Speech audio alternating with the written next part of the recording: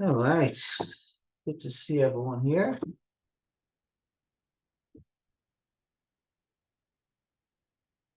So one of the characters there are many good characters to have. One of the important characters that's very essential to have that could change our life completely in many different ways is discussed this week's in the Parashat Be'alotcha. This week we're reading about the Levim, the Levites. Hashem is telling Moshe Rabbeinu to take the Levites from the Jewish people and appoint them, bring them to the service of the tabernacle, and the Jewish people should appoint them, should lay their hands on them and appoint them. So Hashem tells Moshe Rabbeinu you should purify the Levites. Take the Levites from the Jewish people and purify them with tiarta. Why do we need to purify the Levites? Because the Levites were busy with killing the sinners, the people who sin in the golden calf. And they had to become pure from this getting in contact with a dead body before you come to serve God in the temple. They had to be purified, and then the Jewish people had to lay their hands upon them, which means that they're giving special powers to serve and lift them up, elevate them to this sacred work. And the question is, why did only the Levites needed this purification process? Why not all the Jewish people? Why are the Jewish people are the one that laid their hands on the Levites, the Levim, who are on a higher level from the Jewish people? Yeah, and what is it? So the idea here is that Hashem, when he sent us here to life, sent us here to the world, we have a body and a soul. We have a very immense power that Hashem gives us, which is the neshama, which is the soul. But the problem is that the neshama is wrapped around the body. And the body and the physical things in life that we're dealing with are covering up on the power of the neshama and are preventing this infinite godly power that the neshama has from showing. So instead of focusing on the joy of the neshama, on the purity of the neshama, on the infinite power that we have from the neshama, which is part of Hashem, it's hard to see it. So, and Hashem makes it that way, so we could come here, and the job that we have, the work that we have, is to find the key to open up a door to our neshama, to be able to access the power, the inner powers that we have for happiness, for good life, and to be able to feel Hashem, to feel that godly power that we have. And one of the ways to find and to access the power of the neshama, we are learning in Pirkei Avot that we're reading in the summer about Rabbi Yochanan ben Zakkai that had 5 students, and he told his students, go and find out what is a good character that a person should cleave onto. What do you have? Like 5 students, 5 very special students said, give me a good character that people should have. And his son, his student, Rabbi Eliezer said, Ayin Tova, said a good eye. And if you have a good eye, you're able to get, all other characters. Now, what is the definition of a good eye? What does it mean, a good eye? So Rabbi Yonah explains on this Mishnah and said this is generosity. That Rabbi Eliezer, when he means saying good eye, is to be generous. If we are generous, we're able to have all other good characters of life. Why? What is the generosity that he's speaking about? What is a good eye? Being generous with what? And why is that the key to all other good things? And this is so essential. So, good eye, a good look in life, meaning to see. When we take a look at what we see, and it's the power of seeing in life. So what do we see? When we look at life, what do we see? So you say, what do you mean? I see what I see in front of me, right? Whatever is in front of me, that's what I see. But the truth is that it's not the case. We don't necessarily see what is in front of us. What do we see? We see what we really want to see. So if a couple goes by on the street and we take a walk, take a stroll, and they pass by a store, a clothing store, women's clothing store. So the woman's right away is she's going to see that store, and she's going to see the special sale and the special clothing there, and she's going to go in and want to buy something. But for the husband, for him, this women's clothing store is not, he doesn't see it. It's there, but he doesn't see it. Why? Because it's not relevant to him. It's not what he wants to see. They made once a research on those birds, on the prey birds. And they say that when they look, we had some chickens here in the backyard, and there's a hawk that flies around and, picked up a few chickens. We had to get rid of the chickens eventually because it just didn't work. So the hawk, it says that those birds, when they look on what they on their on the smaller birds that they want to eat, they say that they see them much bigger than they see anything else. So, meaning they look at whatever they care about. That's what stands out for them. That's what they see in big, and the rest they see in small. They don't see it as big as they see what they care about. And we are the same way. The Torah says to us an interesting thing in the Shema that we read every day. It says we should not follow what our hearts see and what our eyes desired. ולא תטורו אחרי לבבכם ואחרי עיניכם. So it's interesting that it's going the other way around. The Torah should say you should not follow what your eyes see and what your heart desire. Because first the eyes see, then the heart desire. So why the Torah says, ולא תטורו אחרי לבבכם, do not follow your heart desire first and then your eyes. It's not the right way. And the answer is because it's not like we see something and then we love something. So we don't love what we see, but we see what we love. And that's what Hashem tells us. Look, I gave you the life, I gave you the good, and I gave you the evil. I gave you the other side. I gave you two sides. Choose life, meaning look, decide what to look at.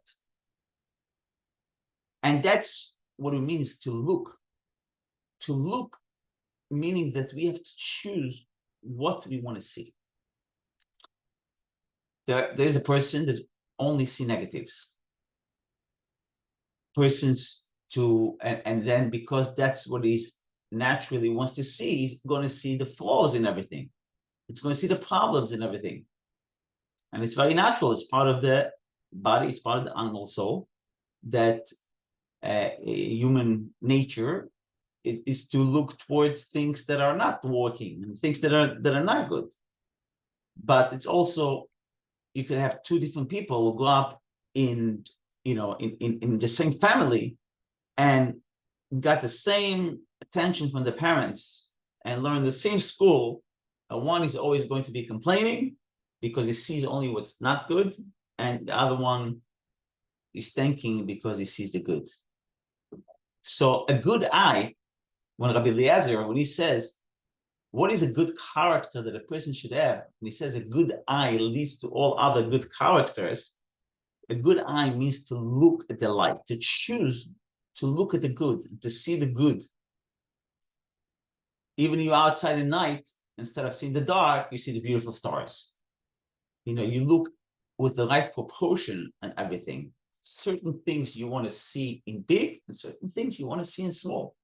So it's our choice what we want to put the focus on. There's a story from the Holocaust during Hanukkah time, and there was the middle of the war, and the Rebbe of Blazhov, he was an inmate in the camp in Bergen-Belsen camp, and he wanted to light the Hanukkah candle the first night of Hanukkah. He came to light the candles. He said the first two blessings, the La'adlik Ner Shel Chanukah and She'asa Nisim La'avoteinu. And then when he came to the third blessing, She'echianu, the one who enabled us to come to this time, he stopped. He looked around and he wasn't sure whether to say the blessing. Looking around, he looks all different directions, and then his face shined with light, and he said with great excitement the blessing of the Shechianu. So after the lighting, someone comes over to him and says, somebody who was not religious, says to him, I understand that you're a faithful Jew and you want to fulfill the mitzvah of Hanukkah, but how can you make the blessing of the Shechianu with such an excitement? What are you saying? You're thanking God to enabling us to come to such a difficult time, to such a crazy time? So the Rebbe answered, the Rebbe told him, and he said, I'll tell you the truth, that I had the same exact question. And that's why I stopped before the blessings. And I asked myself, how could I say the blessing in such a terrible time? I saw Jews who were beat up, who were suffering so much, and some of them are not even close to Yiddishkeit, close to religion, and they're all gathering around me, wants to see the light of the Hanukkah candles and hear the blessings. So on that power of the Jewish spark that lights even in such a place, I say Shechianu. So he was able to look at something good, even in such a darkness, and to thank Hashem, even for such a terrible time. So there is a character of a good eye, and there's a character of a good heart. And we have to make a distinction between the two. They're not the same. A good eye and a good heart, it's not the same. The Maharal of Prague explains very beautiful, what is a good eye? And he says, in his language, it says, just translating from Hebrew, he said, the good eye reveals that a person has the power of his nefesh, of his soul, which is separated from the body. And he has a good soul. Someone who has a good soul has a good eye. Someone who has a good eye, it causes them a lot of good. Because every hour and every moment, you see only good by people. You see great wealth, you see greatness, you see other type of good things. He has a good eye when he looks at people. And that's better than any other characters. Because that's a character that a person can always adapt and can always look at, change his look and look at the good. And that's why this is something that a person should cleave into, should try to adopt. A good heart is to help someone who's in trouble. Right? You're helping a homeless person who needs help. Someone is falling and you go to help them. Why? Because we have a good heart. A good eye it's different. It's not the same. A good eye is not to look at the problems of the other person and help them like a good heart, but a good eye is to look at the good that the other person have and to be able to, in Yiddish, is said, there's a word called farginem. Farginem means to be happy for the success of the other person.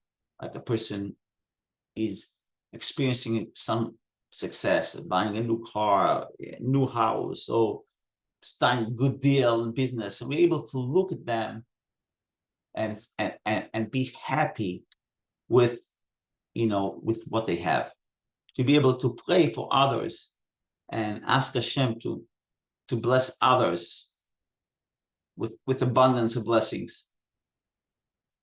To be able to look at the other person problem and help them, that's a good heart. And that is easy to do because we can relate to the problem. If you have an easier time relating to the problems and feeling bad, and we don't like to feel bad. So we have mercy on the other person.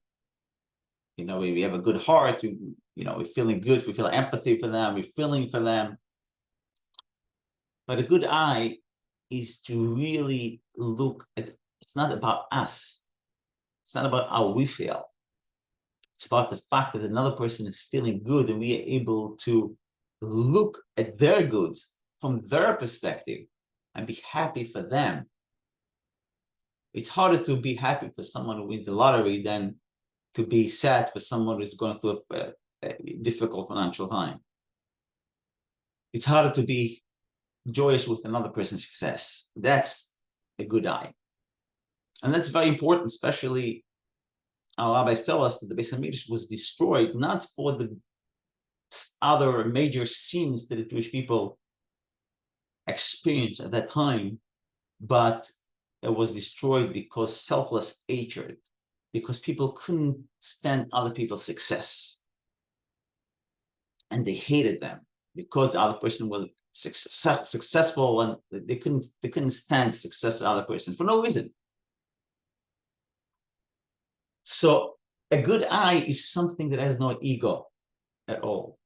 Is the ability to use our neshama, to use the power which is selfless, the godliness that we have, that Hashem give us, to lift ourselves above our mundane, above our nature, to be able to look at the good in others and begin with with the ability to look at the good that we have in ourselves, because it's also very easy to see the fault within ourselves.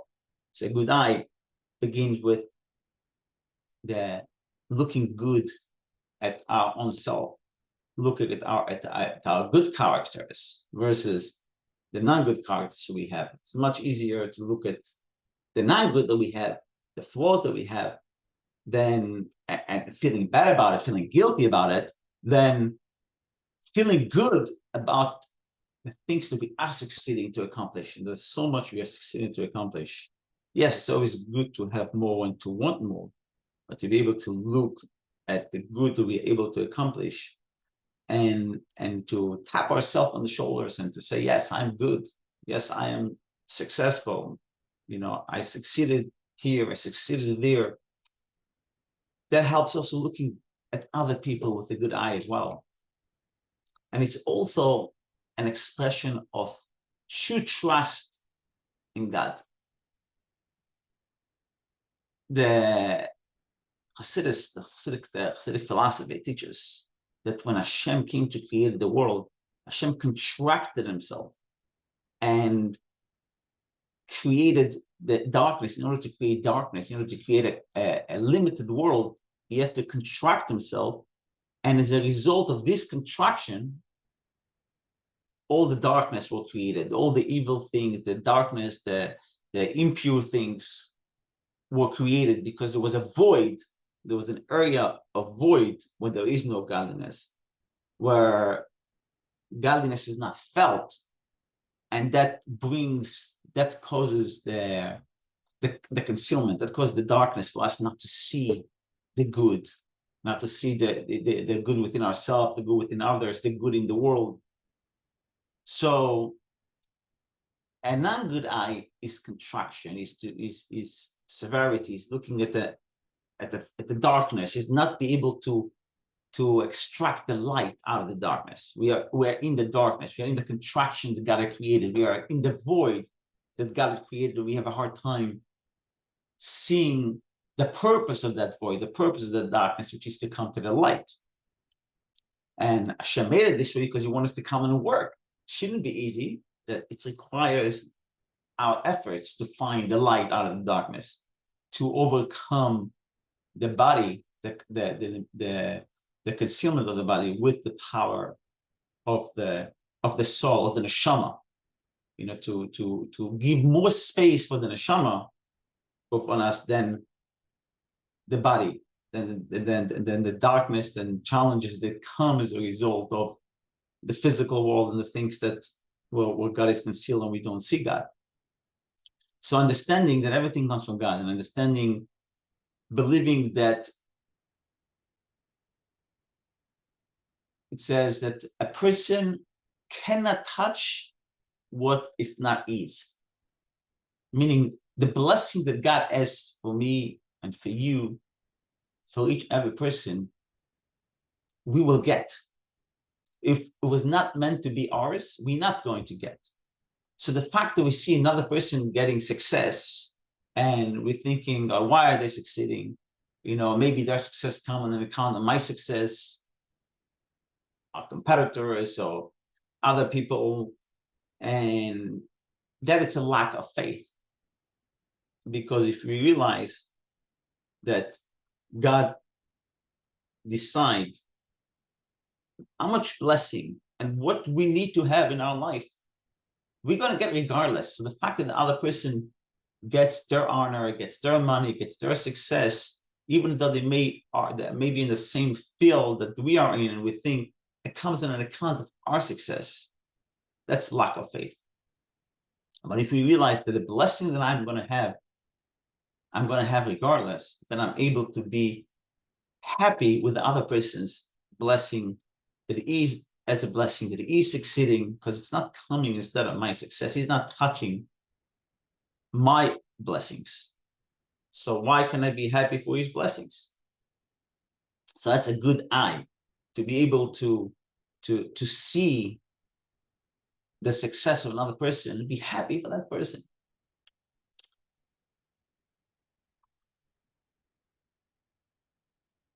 So this brings us back to the idea of the Levites, of the Levium, and what happened there, why they were blessed by the Jews.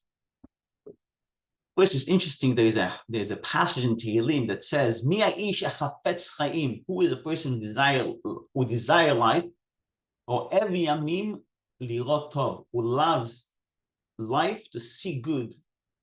And the passage says, "Netzor lashoncha merah usfatecha midaber mimah," should not speak gossip. The person who desires life and wants good should not be speaking, should not be involved with speaking gossip. But there is a commentator that says an interesting idea about this. He says you can read the passage a little bit different. Mi ha'ish echafetz chaim, or ev yamim, who is a person who desires life, who loves good days, want to have good days. Lirot tov is a person who could see good. So seeing good give us the ability to have good life and to have a positive life. And even though it doesn't not coming natural, we could work on ourselves to develop that. And the Rebbe said he had worked on that, and Rebbe was very positive and always taught us how to look at the good of other people And no matter who came to the Rebbe, he always look at the good within people and sometimes help people, a lot of times, help people find their own good within themselves, even though they didn't know that. They didn't focus about that. So now we come back to the Levium and understanding that in what merit that the Jewish people able to lay their hands on the Levium, what makes them more powerful? Why do they have to put their hands on the Levium? So there is a beautiful explanation that this is because the Jewish people had the virtue of a good eye, and they gave the Levium that virtue. What was the good eye? And as a result of them giving them the good eye, the Jewish people giving the Levium the good eye, then they gave the power to the Levium to atone for the Jewish people. So it was like a win-win. And the Levium were the one who had to bring the atonement, not the Jewish people. Why? Because the Jewish people, their atonement was the good eye that they had. So they did not need to bring the sacrifices. It's the Levites who brought the sacrifices when they were sanctified. Which good eye are we talking about? Talking about in the beginning of the book of Bamidbar that we're reading now, Chumash Bamidbar, the third Chumash, so the fourth Chumash. And Hashem warns the Jewish people not to come close to the Mishkan, to the tabernacle. When they journey in the desert and when they park and they build it up, Hashem says the Jewish people should, park and be in their places, but the Levim should be the ones surround the Mishkan. Right? It was like Moshe and Aaron, the Mishkan, Moshe and Aaron, and the Levites, and around the Levites were the Jewish people. The Jewish people were not allowed to come close to the Mishkan. And Hashem said the Levim have to guard the Mishkan to make sure that the Jewish people should not come close to it. And the Torah says that the Jewish people indeed did so the way Hashem commanded them, meaning they took a distance from the sanctuary, allowed the Levim to come closer to the tabernacle. Now think about it. There were Jewish people who were great rabbis, great leaders, at very high level, and some of them were much greater than the Levim. And what happened was, you take a simple Levite, and you said all the Levim, even the ones who were very simple, they are now becoming greater than the Jewish rabbis who were not Levim. So the Jewish rabbis, the leaders, they cannot get closer to the Mishkan. But the Levim, even if they are simple people, they can come closer to the Mishkan. And the Jewish people could have complained and said, what's going on here? This guy is like, is not, I'm a rabbi, I should be here, I should be, like you go to shul, everybody wants to sit in the Mizrach, wants to sit in the east, in the front. And the Jewish people weren't jealous. They gave the respect to the Levites, they didn't get offended, and they had a good eye to be able to be happy for the Levim and their merits to be closer to Hashem, to be closer to the Shekhinah. And that's why when the Levim was sanctified, when it came to official sanctification of the Levim, the Jewish people had to lay their hands on them. That's what the commentator says. And they bestowed their powers of a good eye on the Levites. And as a return, the Levites were able to bless them and to do the service in the temple and bring the Jewish people closer to God. So it was like a win-win cycle. The Jewish people had a good eye bestowed in the Levites. The Levites gave the good eye back to the Jewish people. And because of this good eye that it began within the Jewish people themselves, they did not need the atonement. The atonement was the sacrifices, but the atonement had to be brought by the Levim, not by the Jewish people, because their good eye itself was their own atonement, their own elevation, which elevated them and brought them closer to God. So it's not an easy thing not easy character to have. It requires practice to literally thank Hashem for simple things. That's why, in Yiddishkeit, we have blessing for everything. We thank Hashem for even the simple thing like going to the bathroom, leaving the bathroom. We thank Hashem for. We say there's a special blessing, and there's certain things that we take for granted and don't realize that that we have so much to thank Hashem for. Being healthy until, God forbid, we get a virus or we get sick and we've been in bed for a day or two, and then we don't have our strength, and we suddenly realize that just getting up in the morning every day and being healthy, it's something powerful to focus on and be joyous and thank Hashem for. So taking a blessing, and saying, almost saying with Dani in the morning when we get up, thanking Hashem for returning on neshama. Something as simple as saying Modani or saying the morning blessings or saying the blessing after leaving the restroom. Thanking Hashem begins with thanking Hashem for the good things that we have and seeing the good within ourselves. There's so much good that we have. We have to focus on that. We have to pay attention to it because, again, the Yetzer Hara, the animal soul, the evil inclination, wants us to focus on the non-good characters that we have and puts us down, what shlacks us from going forward and believing in ourselves. And at some point we give up and we say, no, I can't, I'm a nobody, I'm no good, I'm moving forward. But if you look at the good that we have, the success that we have, not allow the failures to lack our abilities and capabilities, and realize failures are only, it's a learning process, it's experiences, it's something we learn from. We're able to move forward and go and do more and more, and we are better to ourselves. We are better to the people around us, to our families. We need to take the time to think about our families, think about our spouses, think about our children, our parents. Just pay attention to the good that those people that are close to us have. So much good they have, and when we recognize the good that they have and we praise them, we allow them to feel that we appreciate the good, appreciate the good that they have. It does wonders. And we are in darkness, we are in exile, so we need that light of a good eye. We need any extra light that we can use to make the world a better place, to make our life better, to make the world better, to bring Mashiach building nowadays. Amen.